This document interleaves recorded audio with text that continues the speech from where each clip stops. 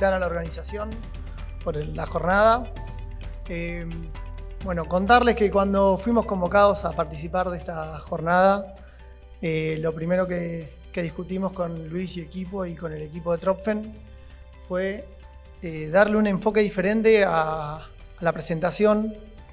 Por ahí, tal vez que no esté tan centrada en productos comerciales, sino basarla en 3 ejes temáticos. Definir el rol de los coadyuvantes y la industria en el agro argentino, contar a través de nuestra experiencia el paso a paso en la generación de nuevas tecnologías y el desarrollo, cómo es, y después contarle acerca, así brevemente, novedades en el mercado de adyuvantes. Así que vamos a arrancar, vamos a pasar al primer slide. Bueno, cuando hablamos de coadyuvantes, lo primero que tenemos que hacer es definirlo, y por coadyuvante entendemos a las sustancias que se agregan a un caldo de aspersión, fundamentalmente con 2 objetivos. Por un lado puede ser atender alguna problemática que tenga ese caldo de aspersión. Esos son los utilitarios, no vamos a hablar de ellos, y sí nos vamos a enfocar en los activadores, que son los que van a potenciar y los que buscamos que saquen lo mejor o maximicen la eficiencia biológica de nuestros tratamientos. Perdón.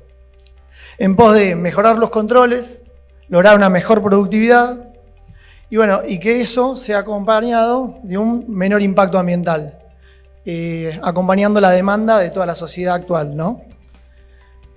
Cuando pensamos cuál es el rol que cumple la industria en todo esto, bueno, como industria y como parte de áreas de I+D, ¿qué es lo que tenemos que hacer? Es saber leer e interpretar todas las necesidades actuales que surgen a partir de una problemática real que está viviendo el campo, actuales y futuras, ¿no?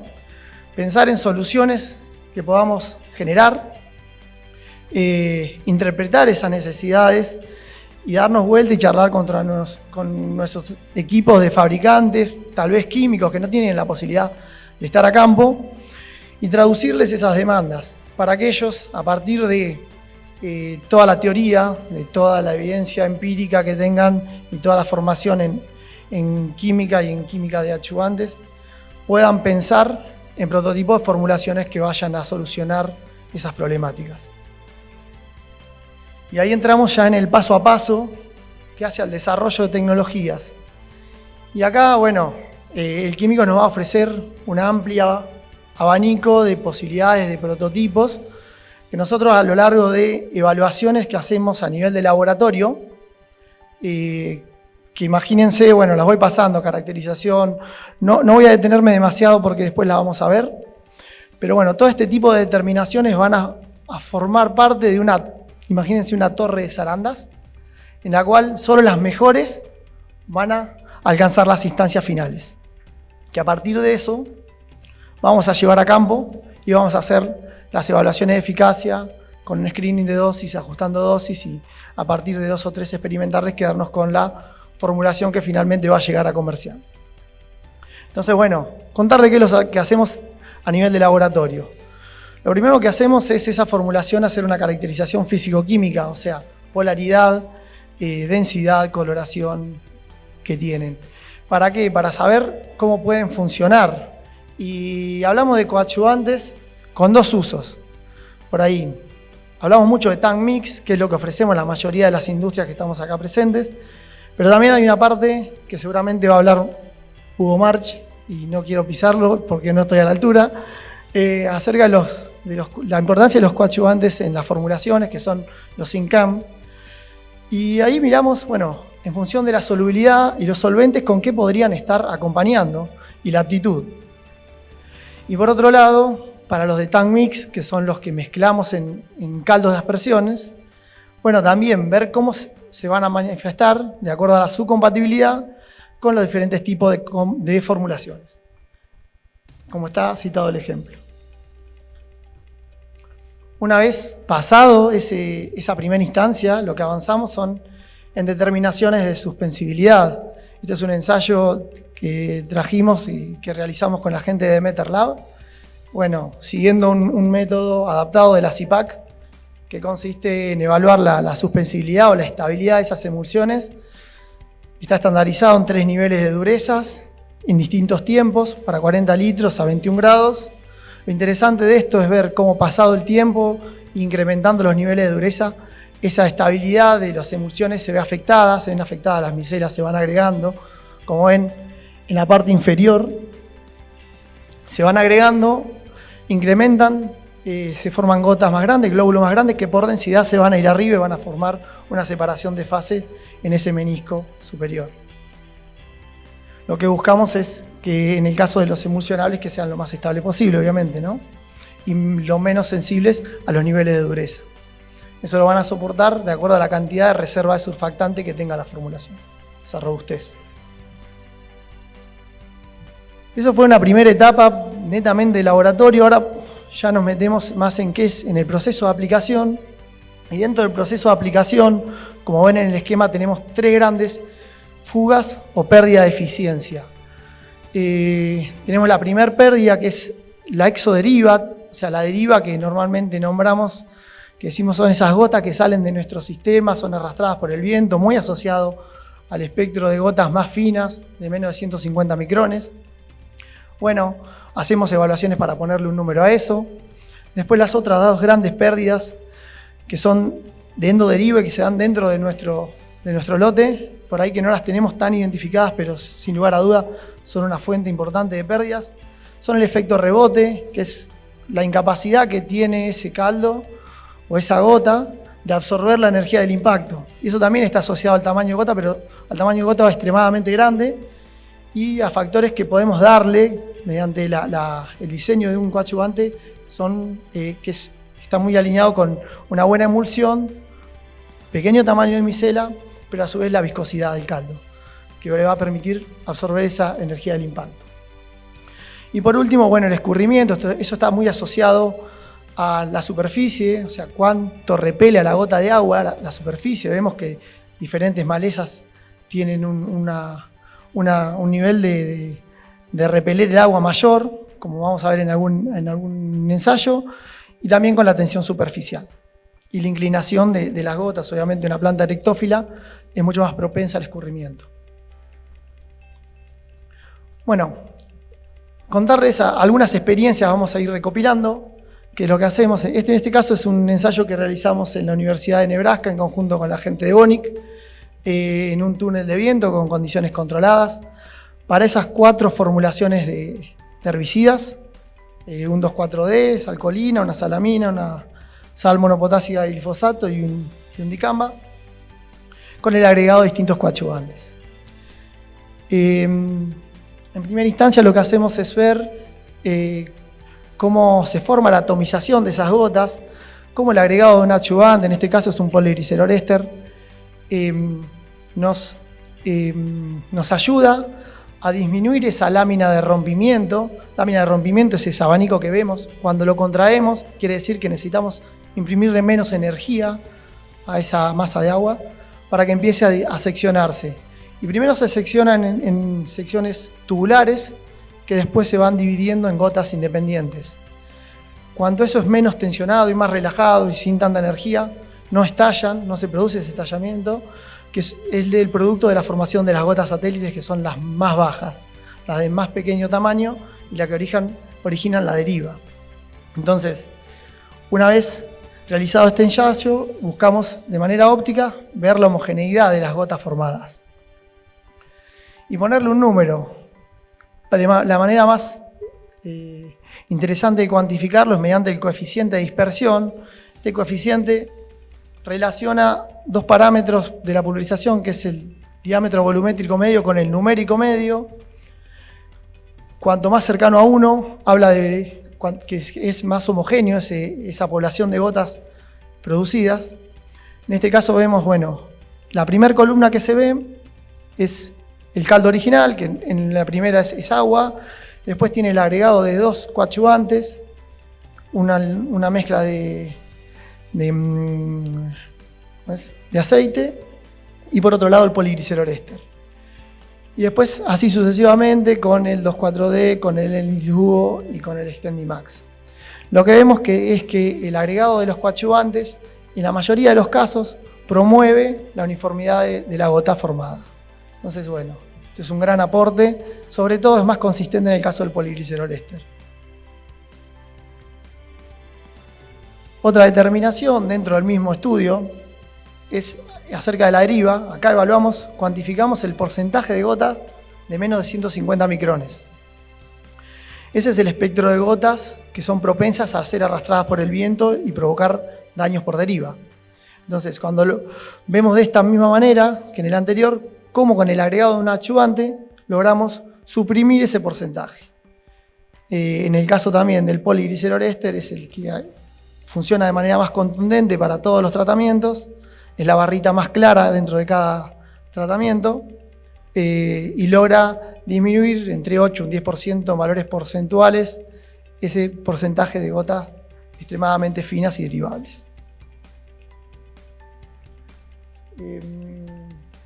Bueno, ya pasamos a otra etapa que son las evaluaciones sobre los vegetales, pero también mediante el agregado de coadyuvantes. En este caso, esta evaluación está relacionada a la deposición y la adhesión de una pulverización sobre superficies que repelen en diferente medida la gota o el agua. En el caso de las dos primeras columnas es una hoja de palta la que se utilizó a diferentes grados de inclinación, y en el lado de la derecha es espinaca.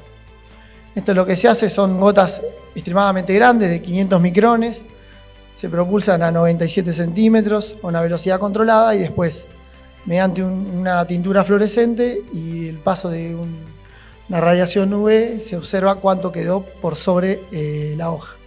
Vemos que en el caso del agregado de este coadyuvante para 0%, o sea una superficie plana, en palta recuperamos el 66% de lo que fue pulverizado o aplicado.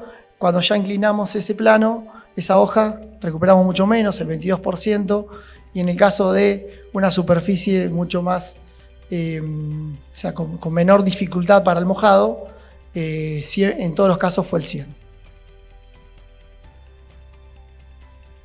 Hablar dos palabras acerca de la tensión superficial, porque ya lo escuché a la mayoría hablar acerca de esto. Hay diferencias en cuanto al agregado de coadyuvantes, en cuanto a la naturaleza del coadyuvante en el efecto sobre la tensión superficial. Cuando vemos el agua tiene 72 dinas. Agregamos productos del orden de poliglicerol éster, alcoholes grasos, etoxilados o nonilfenol. Producen una baja en esa tensión superficial a niveles de 38, 35 dinas por centímetro cuadrado. Las siliconas hacen una baja más abrupta, niveles de 20, 22 dinas por centímetro cuadrado. Eso mismo se traduce en superficie de mojado. Ven en el gráfico de abajo a la izquierda el mojado, y en la misma línea que lo que sostuvo Marcelo, creo que fue durante la mañana, los nonilfenol, alcoholes grasos etoxilados y los poligliceroles ésteres triplican el área humectada, y en el caso de la silicona la sextuplican. Eso es lo que está medido y ampliamente difundido. Bueno, y en este último ensayo, contarles, me parece que por ahí lo más interesante de toda la presentación. Este ensayo lo vimos casualmente, fue presentado en Córdoba por Adriano Melo. Adriano Melo es un investigador brasilero que hizo este trabajo en su tesis doctoral en Alemania. Lo vimos presentado, nos pareció re interesante y a partir de esto empezamos a avanzar en varias líneas de trabajo con él. Adriano, ¿qué hizo? Fue pulverizar unas plántulas de maíz. Pasadas las 24 horas las cortó, las lavó, las maceró y las llevó a cromatografía y espectrómetro de masas, y determinó la cantidad de ingrediente activo, en este caso, es un insecticida, que había dentro del vegetal en esas 24 horas, y vio una correlación relativa y diferencias significativas a favor de los siliconados, en ese caso, respecto del testigo y de otros tratamientos. A partir de esto, iniciamos otra serie de desarrollos. Este ensayo lo realizamos el año pasado también con Adriano. Fue realizado en soja. Usamos también un insecticida, clorantraniliprole. Empleamos 2 formulaciones coadyuvantes nuestras, un experimental y una tecnología actual, más un testigo comercial. Aureo es un aceite metilado muy difundido en Brasil. Y lo que hicimos fue, bueno, de manera análoga a la otra experiencia anterior, evaluar el ingrediente activo en las 24 horas. No vimos diferencia significativa en este caso, pero sí vimos una tendencia favorable en el caso de los 12 Mesiomax. Fuimos un pasito más allá y buscamos esa correlación de la penetración con la eficiencia biológica en el control de Raclicrucia nu, y vimos que había una cierta correlación con la mortalidad. Los tratamientos que mayor nivel de mortalidad que ha alcanzado fueron el del MSOmax 2.1 y el MSOmax. No dieron diferencias significativas, pero la tendencia fue la misma que vimos en el nivel de concentración inicial. Entonces, bueno, este es un buen parámetro para evaluar eficiencia biológica o poder interpretar probable eficiencia biológica. Otro tratamiento más acerca de penetración. Este está relacionado está realizado sobre rodamines, un pigmento lipofílico sobre poroto y sobre trigo. Lo que vimos también como el agregado de un coadyuvante con este pigmento lipofílico pasadas las 24 horas incrementaba la absorción dentro de los vegetales, pero también la contrastábamos con un microscopio y veíamos el contraste con la fluorescencia.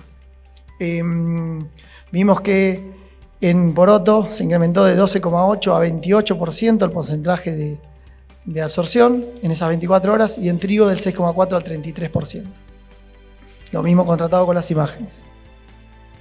Y bueno, y para ir cerrando, bueno, a partir de toda esta serie de determinaciones, nos quedamos con algunas formulaciones, las que más creemos que pueden llegar a funcionar.